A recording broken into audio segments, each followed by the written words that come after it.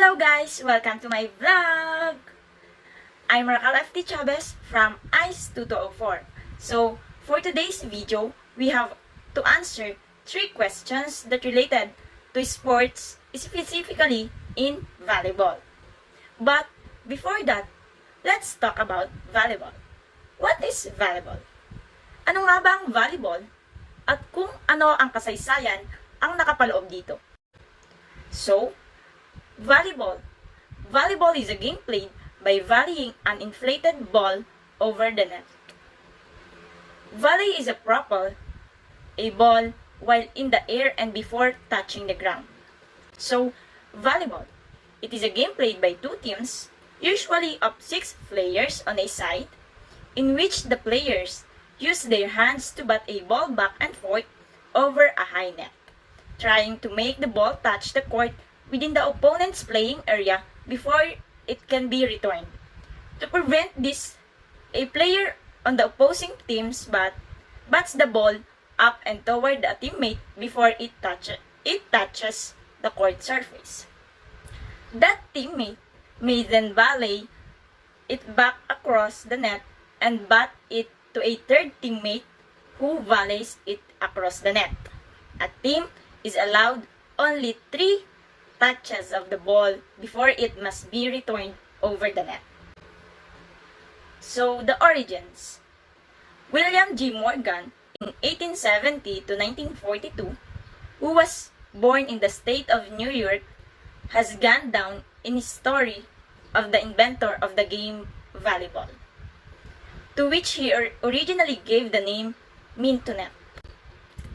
In Mintonet, the serving of the ball back and forth was reminiscent to that of tennis volleys, and hence became the name volleyball.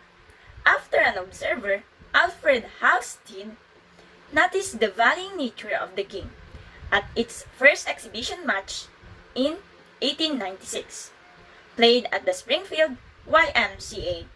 The game quickly became known as volleyball, or it was originally spelled as 2 words, volley and ball. Volleyball rules were slightly modified by the Springfield YMCA, and the game spread around the country to other YMCA locations. Before we proceed to 3 questions, let's have a trivia. Our trivia for today is, the first game of volleyball was played on July 7, 1900s at Springfield College, and the game spread to Canada, the Orient, the Southern Hemisphere, and Cuba soon thereafter.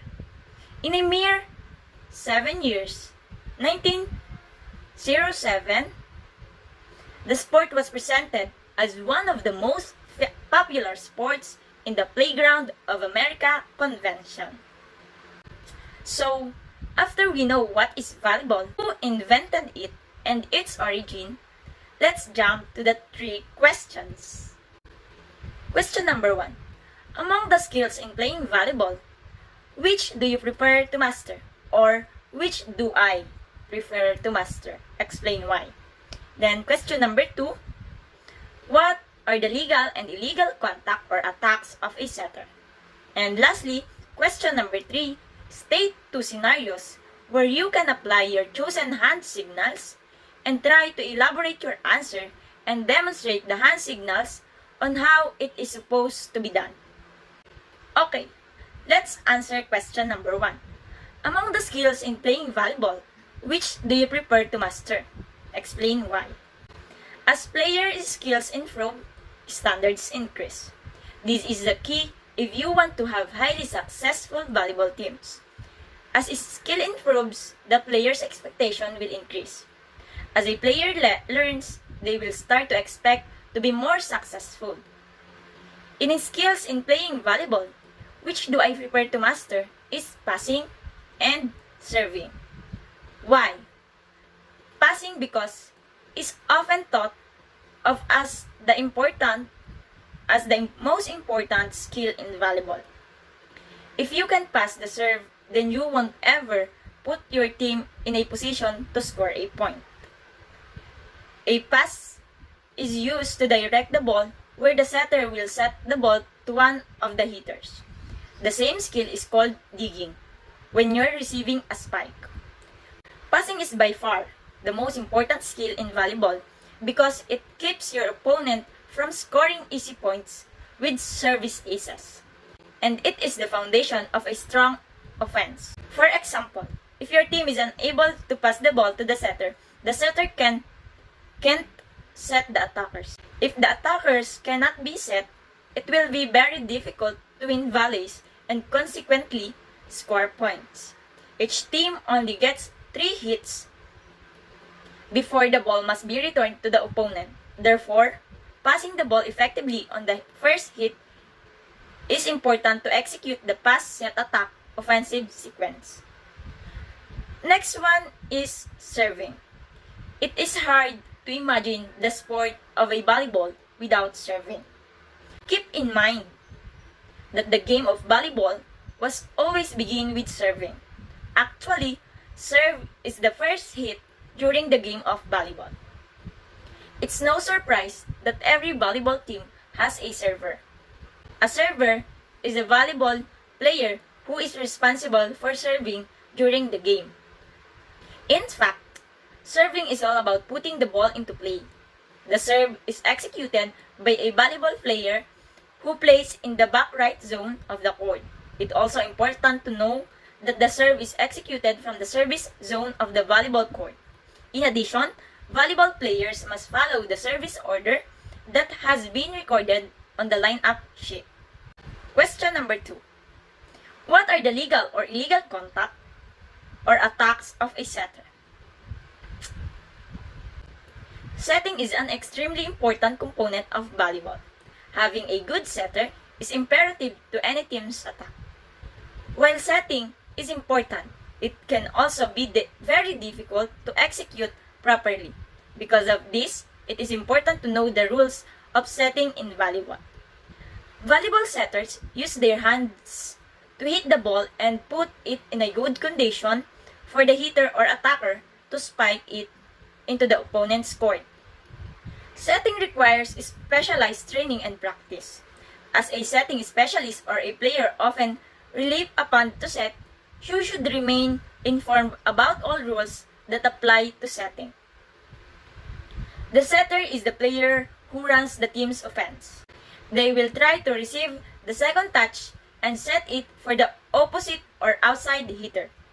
Setters must be able to communicate with their players and know where specific hitters want the ball to get the best in. Setting most often occurs with the hands rather than typical passing with the arms.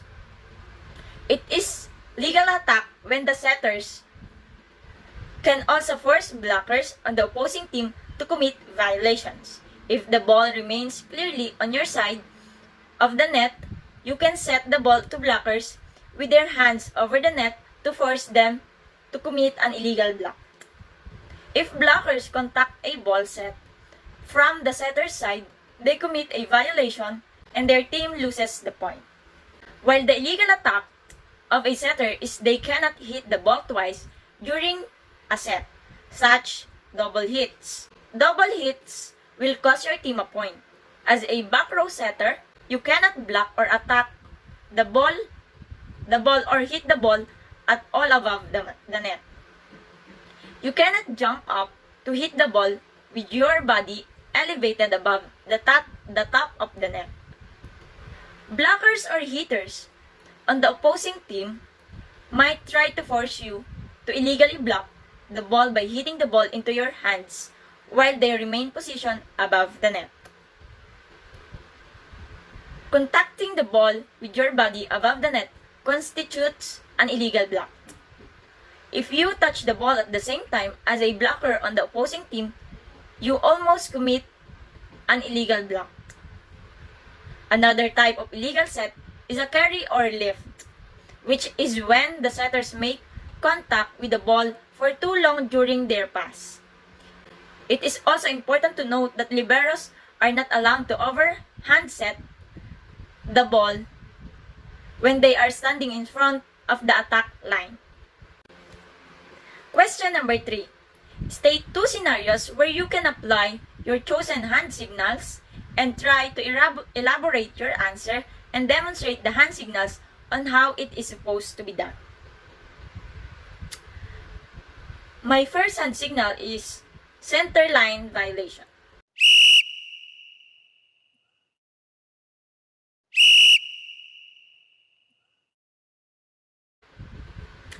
One type of center line violation that can frequently occur in volleyball is crossing the center line with the feet.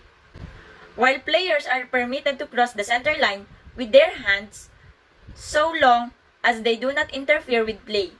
Rule number 11 states clearly that the full foot of a player cannot cross the center line in any way. Partial crossing of the center line with one's feet is permitted, but some part of the foot must remain on or behind the center line. If the player's foot fully crosses the center line, they will be guilty of a center line violation. The only instance in which crossing one's feet fully over the center line is permitted in volleyball is when the ball has gone out of play. In this instance, players are permitted to cross the center line but must return to their sides of the court when play resumes. Examples. During a rally, player 2 of Team A runs to the net in anticipation of Team B attacking the ball.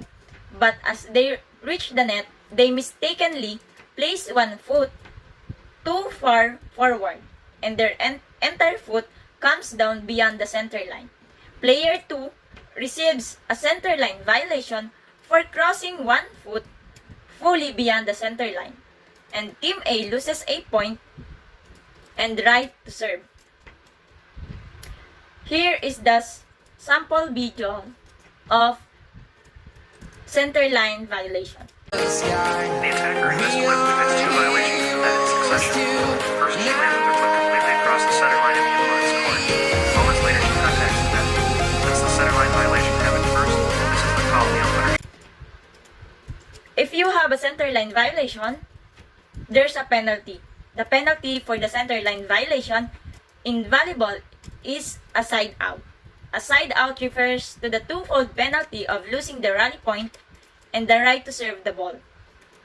If a player commits a center line violation by placing their foot over the center line or by passing their hands beyond the net and deliberately interfering with the opponent's play, their team will lose a point and be forced to give up the serve to the opposing team. And the other hand signal that I choose is illegal substitution.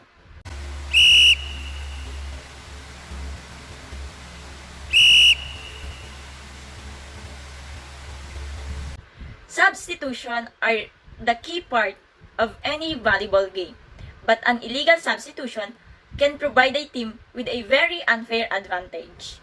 This violation exists to make sure teams follow proper substitution practices throughout a match. If team fails to execute substitutions correctly, they will be issued a penalty. The volleyball substitution rules state that a player can be substituted only once per set, and 6 players can be substituted per set. This player may re-enter the game during a later set. When replacing a player on the court, a substitute must also enter the game in the same position. For example, a substitute for an attacker must enter the game as an attacker. A setter's substitute must play the set as a setter, and the blocker must be replaced by a blocker.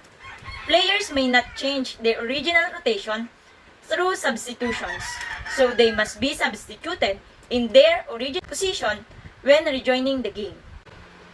If a team attempts to replace a player with an illegal substitute, they are charged with unnecessary delay of game. If the illegal substitute is identified after the whistle goes off for the team to serve, they are charged with illegal alignment and lose a point.